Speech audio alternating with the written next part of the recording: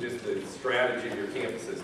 Some of you may already be like, 2 weeks ahead of me on this because of the fact that the way the conference today falls, the way the meeting today falls, you may be a little bit ahead and saying, well, I'm already there, I got this stuff done. Some of you might go, you know what, I don't really have this stuff done, this is good stuff, whatever the case is. I think you guys need to know that the campus is in general our best recruits during the fall semester. They're better than our PRs, they're better than the web, they're better than the newspaper, they're better than all those things, statistically speaking.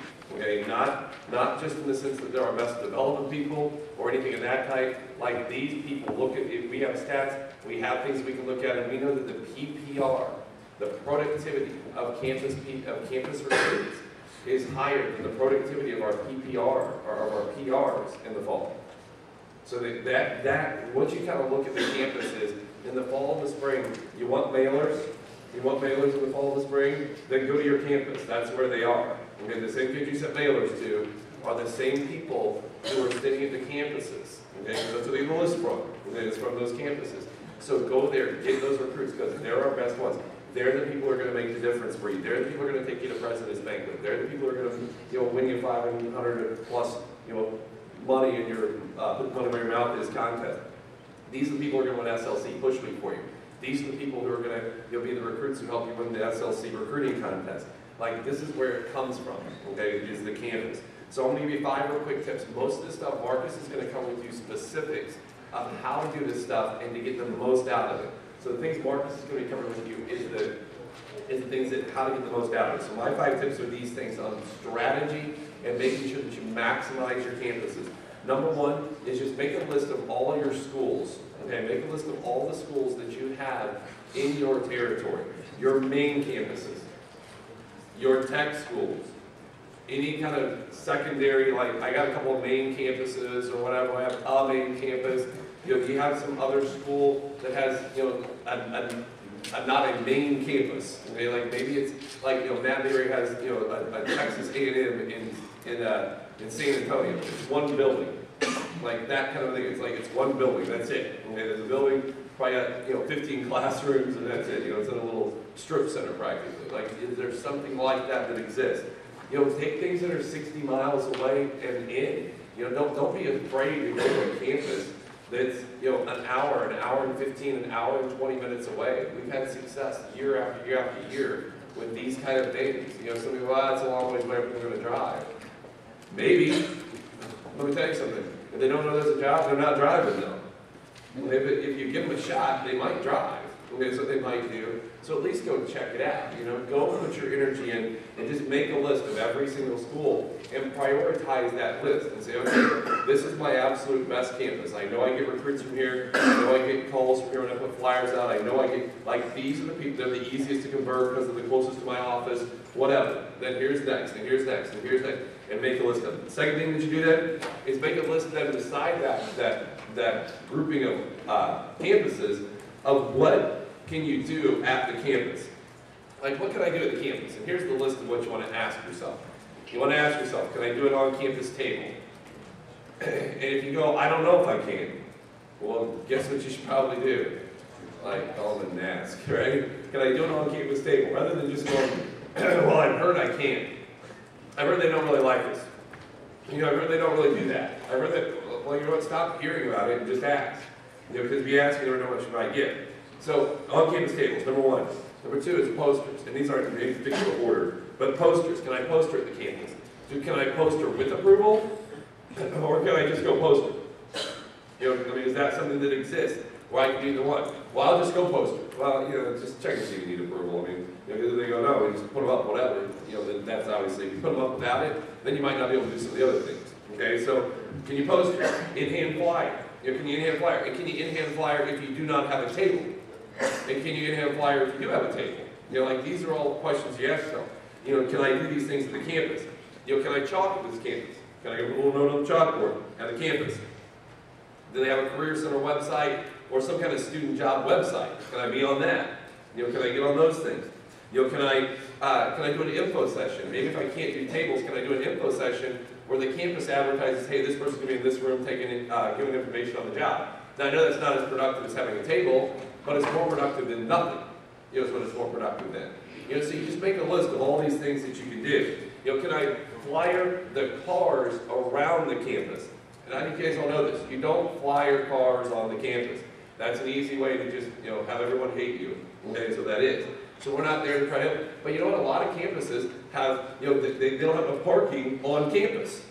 Okay, so they don't have. So everybody parks off campus, they park on all the streets. Because of the University of Texas, man, they don't have really parking on the campus. It's all like the streets and all the stuff around it. So it's like, can I go flyer those cars? Can I, there's a couple of campuses in Austin that are community colleges that have no parking. They don't have any parking. Like one of them has like no parking, literally. They just built a parking garage this year, but before this year, they had no parking on the campus. It was only for staff. That was it. Everybody else had to find parking off campus. That's what they had to do. So can I flyer those cars around the campus, or these things that I can do? So you look at those factors, and when you make your list, you say, okay, what can I do? All right, third thing then is take out a calendar. And Ryan did this with some of you I know, so this is really, really cool, but take out a calendar and just lay out your calendar, and just look at the calendar and go, all right, so here's my main campus. When do I want to be there? This time. Now, you may say, I've already done this, I already have my main campus set up. Great. But here's the question for you. Do you have Monday, Tuesday, Wednesday, Thursday, Friday? Do you have that filled in? And you may say, really, Thursday, Friday, are those really good campus days? Well, if you look at your list of schools, and you were to fill in every Monday, Tuesday, and Wednesday with your main schools from here till the end of October, you probably have things that you still need to go do. Like you probably have some tech schools. You probably have some of those, one building campuses. You probably have some things that you can still go do on Thursday and Friday. I remember last spring, Carl Gedrich being on a conference call and taking all these on-campus apps, and it was like, my gracious, Carl Gedrich like killing it with campus touches, like the number of touches. He wasn't being real efficient, but man, it's like, good Lord, if we got those kind of touches, we would have like 1 million recruits, as a region. It's like, wow, he's really killing it. And one of the things he said on the conference call was, we're at campus every day. And of course, when we heard every day, what did we think? Monday through Wednesday. He's campus every day. Okay, that's what he is. He's Monday through Wednesday. But then he was like, no, we're there Thursday, we're there Friday, like we're there all the time. Like we have somebody there at campus every single day. That's what we have. So take out your calendar and fill it in. The goal here, by the way, is to go all the way through October. Okay, is what it's to go all the way through. Now, I know that some of you are going to go, well, my staffing doesn't allow for that. And I understand that. Every manager here is in a little bit different situation. I don't think you can take two managers to be identical and go, okay, everybody has this situation, or everybody has that situation. We understand that. We know that. Some of you have assistants who are in school who can't help with lunch during the day. Some of your people do different things. And don't be scared, by the way, to not go to campus. I know that we don't want to go by ourselves. Okay, Marcus is going to talk about this. We don't want to go to campus by ourselves. But don't be afraid to schedule something where you have to go by yourself and do it all. Okay, it's like, I think sometimes as district managers nowadays, we kind of get in that mode, well, I don't know if I go to one thing, so I guess I can't go. Like, really? Like, and no, that's not a brag or anything, but, back in, when I was in Fort Worth, I just remember, I went to every campus by myself every time, because every assistant that I had was in school. Okay, so it's like, I just always went to campus by myself. It was kind of weird, actually, to have people at campus, because they kind of, wanted to talk to me and distract me. So it was like I couldn't really work, I felt like, for a while. Then I felt like I got used to it.